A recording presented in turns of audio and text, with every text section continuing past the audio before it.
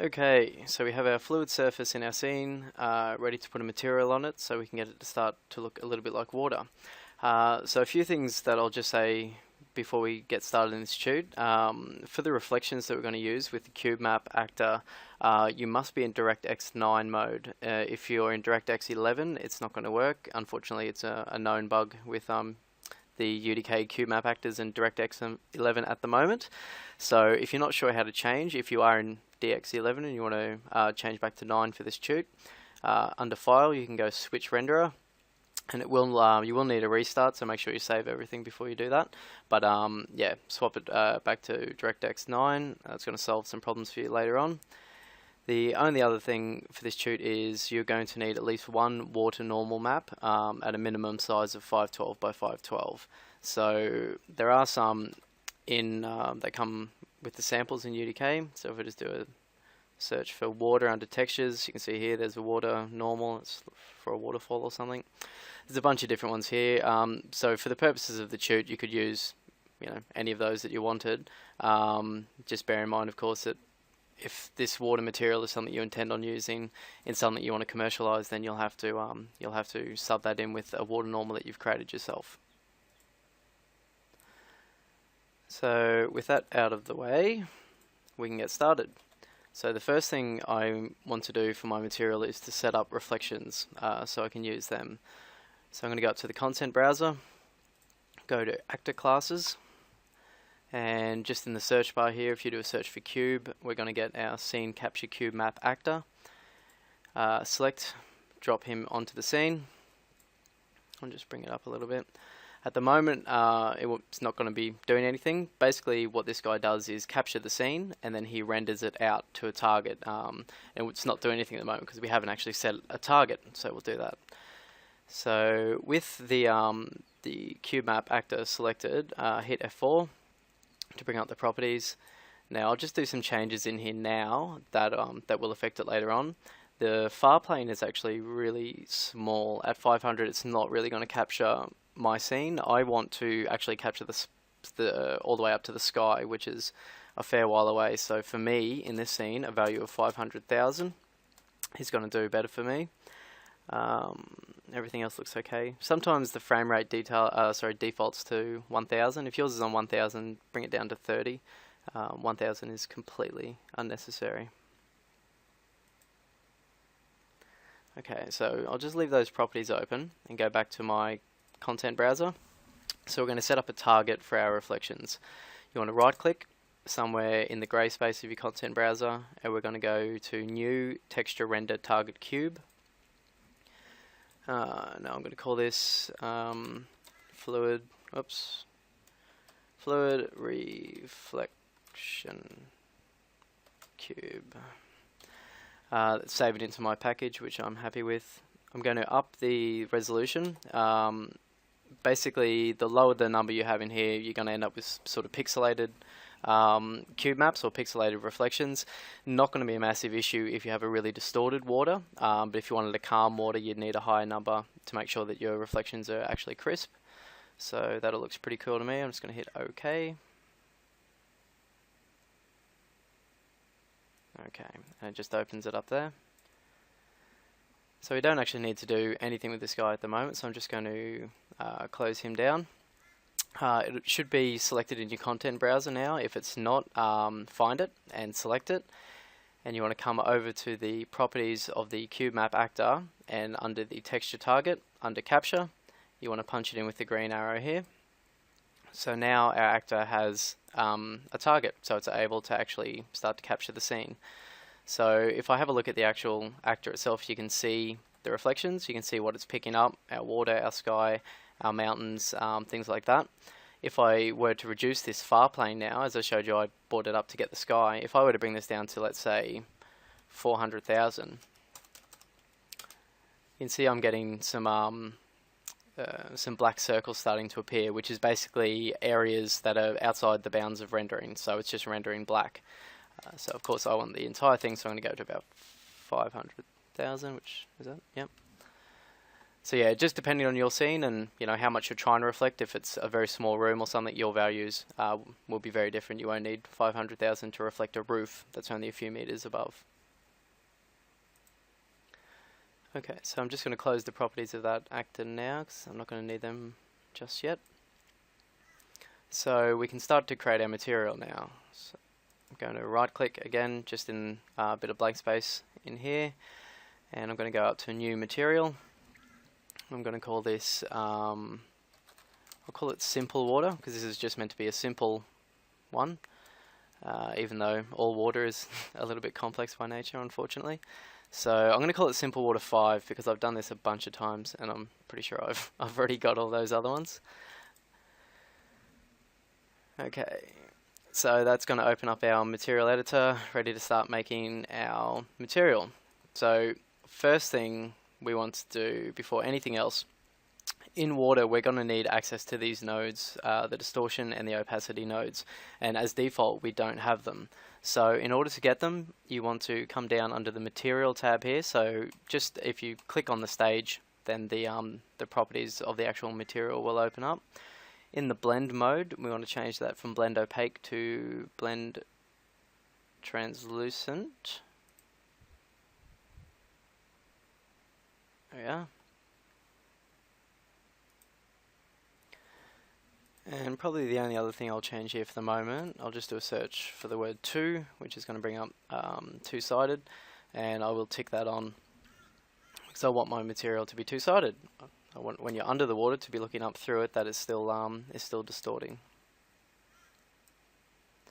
Okay, so first step to setting up the reflections in the material is to bring in that that reflection texture target that we had before. So let's do a search for mine. What do I call it? Yeah, that looks like mine. And I'm just going to drag and drop that from the content browser into the scene. Just move that out of the way for the moment. So a few other nodes we're going to need in here to actually get this to start to act like a reflection. So I'm just going to go up to my expressions box here, do a search for reflection. This reflection vector, we're going to grab him, drag him onto the stage. The next node we're going to need is a transform. So if you again just do a search for transform, we want the top one, not transform position. And these nodes here, we just want to hook up in sequence. So always goes from right to left in the material editor. So reflection editor into the transform, out of the transform, into the texture sample. Now at this stage I'm just going to hook this up to the diffuse just to show you what happened. So you can see in our preview here we have an extremely reflective translucent material now. So I'm just going to hit the tick, hit this little magnifying glass which will select this material in the content browser. Just saves us having to dig around and find it. And I'm just going to drag and drop that onto my fluid surface, just so all the changes that we're making to the material from now on I'll be able to see in the actual scene. So I'll just drag and drop that on, and wow, that's bright. It's really, really bright. So at the moment, because it's just running straight into the diffuse, there's nothing to control the reflection at all. So it's been pretty much a direct mirror at the moment, and we're getting a lot of glare off the sun. So we're going to add something into the material to be able to bring those reflections down a little bit. So go back into our material editor. In here we're going to need a multiply, and there's a hotkey for that. So we press and hold M and click on the stage, and that gives us a multiply. And we're going to need a constant as well, and there's another hotkey for that. So if you press and hold 1 and then click on the stage, you'll get a constant. Now hook the texture sample up to the A of the multiply, the constant up to the B. We're going to come out of the multiply into the diffuse, which will break the existing chain. Now this constant here is what we can use to control how strong the reflections are. So I'm going to set this to something fairly low, 0.05, and so we can see now the reflections are not as abrasive. So I'll just tick that. Okay, so that's better. They're not blinding me anymore, which was a problem. So, and you can actually see here in the reflections in the cube map, you can see the kind of aliasing I'm getting around the edge here at a resolution of 512. If I went at a higher res, I wouldn't get that. But again, it's not going to be an issue because this material is going to be pretty distorted. I don't think we're going to really notice that. The other thing you'll notice is these seams on the cube. So it's actually really quite obvious that it is a cube when you see these seams. I'm not too sure why UDK just doesn't seem to like to do it. Yeah, to do cube maps very well. There's some third-party tools we can use, which we will use later on in the advanced water material tute to clean up the cube map. We're not going to bother with cleaning it up for this tute though, so just live with it. So before I go and make any more changes to this material, I'm just going to try and get these reflections in a better spot. So I'm just going to get myself down kind of at water level so I can try and gauge it a little bit. And just grab my actor. You can see as you move the actor around, because it's capturing live data, you can sort of move stuff around to affect where you want your reflections to sit. Of course, if you go too low, you can see you'll get the underside of the geometry. So, that'll probably do for now. I don't want to spend too much time on it. Alright, so the next thing we want to do is introduce a little bit of transparency into the material so it's not looking and acting like a mirror. So we want to go back to the material, zoom out here. So we've got some math coming up, lots of fun. So I'm just going to do a search in the material expressions for DEST, and the node I want here is dest depth. I'm just going to drag and drop that onto the stage. The next node I want is pixel depth, so if I just do a search for pixel, we'll find that. Drag and drop onto the stage. Here's where all the math comes in. So I need a subtract, again, just doing a search for it. Drag and drop it in. So I'm going to subtract the dest depth from the pixel depth. And then we're going to grab a divide. Drag it in front of the subtract.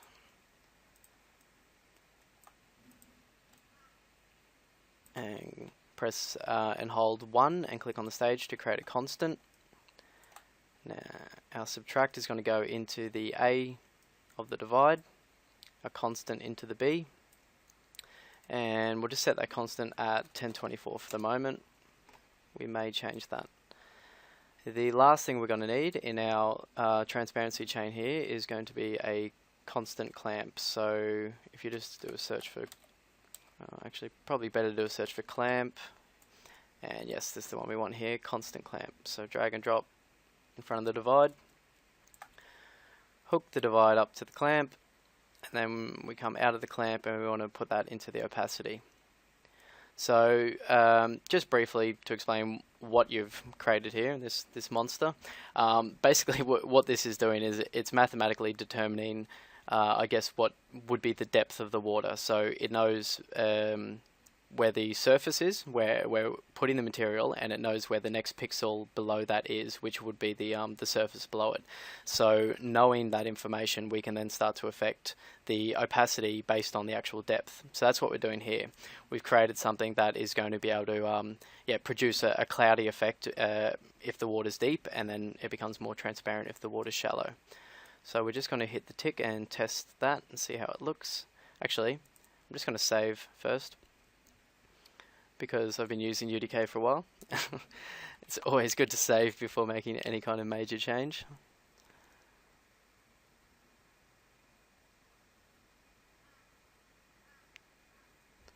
Take this opportunity to have some delicious cola.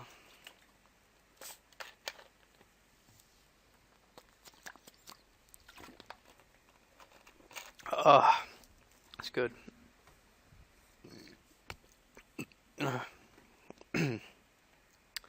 Alright, let's hit that green tick.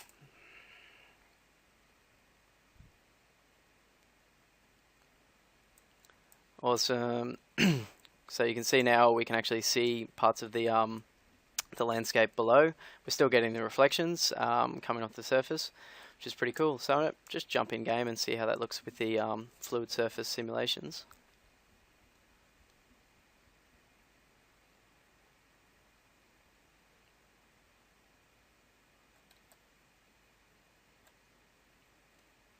Cool. So it's, yeah, starting to get there a little bit. Alright, so let's start to put the finishing touches on the material. Now in the tutorial just before this one, I talked about how the fluid surface can do kind of fluid simulations in two different ways. There's the detail normal method as well, or the dynamic normal method. I'll just show you that now, because we could only do that at the material level. So just going to click on the fluid surface, hit F4 to bring up its properties. We're going to deactivate the simulation by unticking it and enable detail, and I'm just going to turn my detail resolution here up a little bit so the effect is a bit smoother, and that's all I need to do there, so I can just leave that. But now that we've enabled detail, that gives us access to a node called the fluid normal. So just do a search for that and bring it in. So now if I were to hook this fluid normal up to the normal node of the material, apply changes. If I jump down and play around in the water, we should see that I'm getting detail normal maps being generated at the player's feet. So you can see there as I run backwards, I'm just getting this short little trail. Now the cool thing about that is it's actually at the material level, so it's being done with normal maps. It's not actually displacing the surface like the simulation was. So yeah, it's for a smaller body of water, it's going to be a much more sensible choice to use the detail. But because I like to live dangerously, I'm just gonna change mine back to simulation and take detail off for the moment.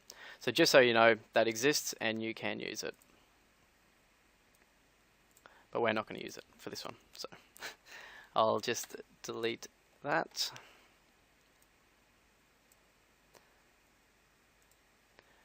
Okay, so the very last thing we're going to do in this simple water is going to add some scrolling normal maps to give the impression of ripples or wind moving across the surface. So I'm just going to move this up a little bit to make myself a bit of room. So here's where you're going to need those water normal maps, or that one water normal map I told you to bring into the chute.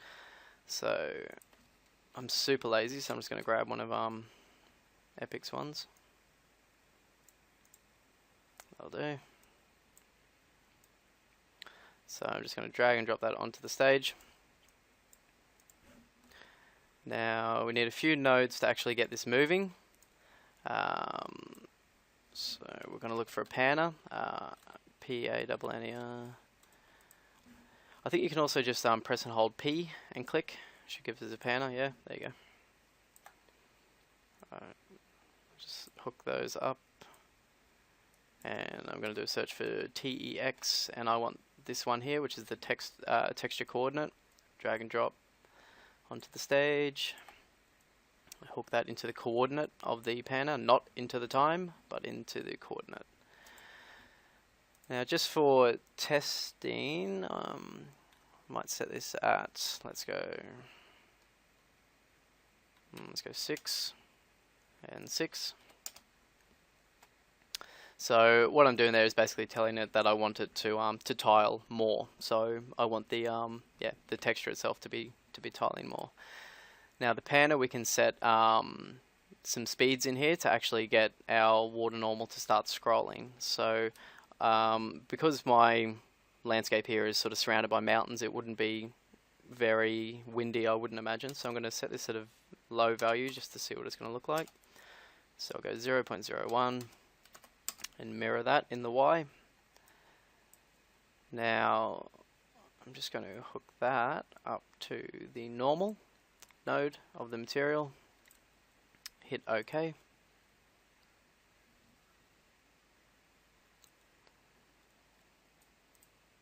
Okay, so you can see now the normals are moving through the reflection that we put into the diffuse up there, starting to create a much more water-like effect to our water, which is good because we want it to look like water. So we want to go back to the material now, and we can fancy this effect up a little bit just by, if I go Control Alt and do a box select here to grab all of these nodes, Control C and then Control V and drag them below, we can create a second chain excuse me, we can create a second chain of normals to get a different sort of effect. So in this one I actually want this these ones to run in the opposite direction. So I'm going to do a minus, and I'm going to look at a speed of about minus 0.008, maybe less, maybe. No, that'll do.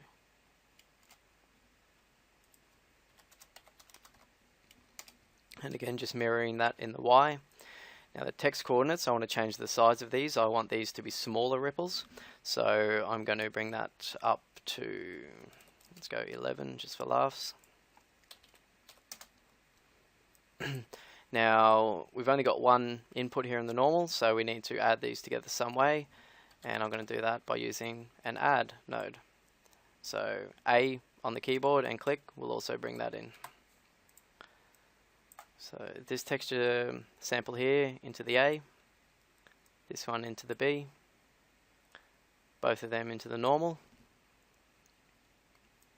and let's hit OK, see what happens. Hopefully not a crash. Much better. So yeah, with the two different sets of normals, you can see the effect now is a bit more swirly. It's not just looking like the water's traveling in one direction, which is kind of the effect I want for this little lake scene here.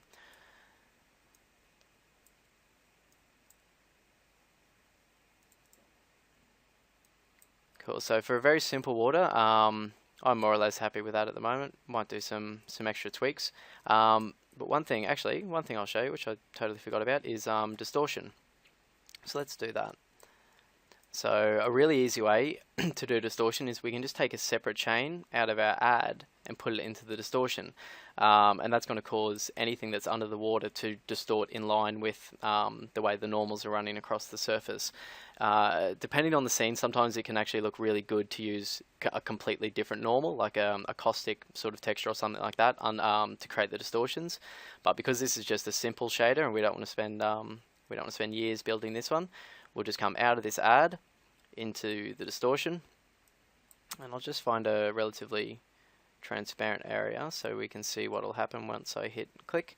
So at the moment you can see the stuff going along the surface, but what's underneath the surface is not being distorted whatsoever, and it should be after we do this. So you can see, if you actually look at the pixels under the water, that they're starting to shift and be displaced. So that's creating a much more realistic effect. Not sure how well you can see on your screen, but yeah, it's definitely bringing the material to life. So there you have it. Very simple reflective water material.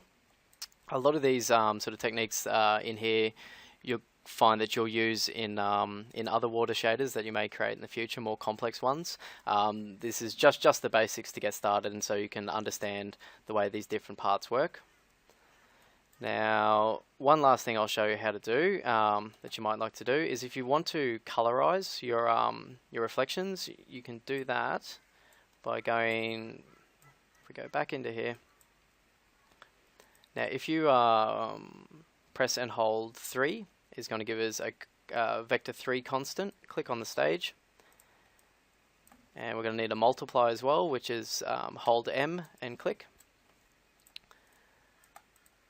So what we're going to do is come out of this multiply here into the B of this multiply, out of our vector 3 into the A, out of the out into the diffuse, Now if we double click on this vector 3 here, we actually get a color wheel, which is pretty handy.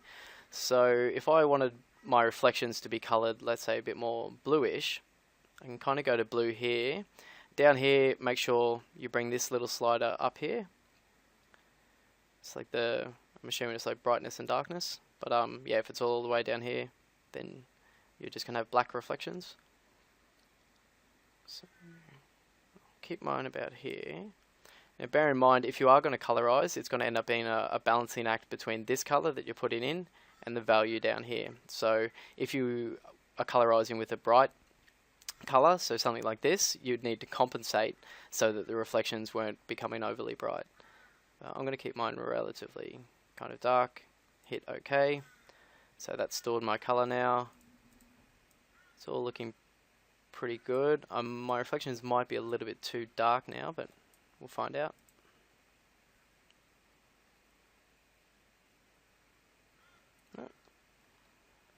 No, nice and subtle. I actually don't mind that too much at all.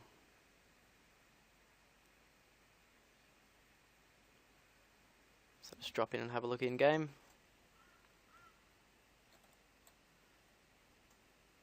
Yeah, it's not looking too bad at all.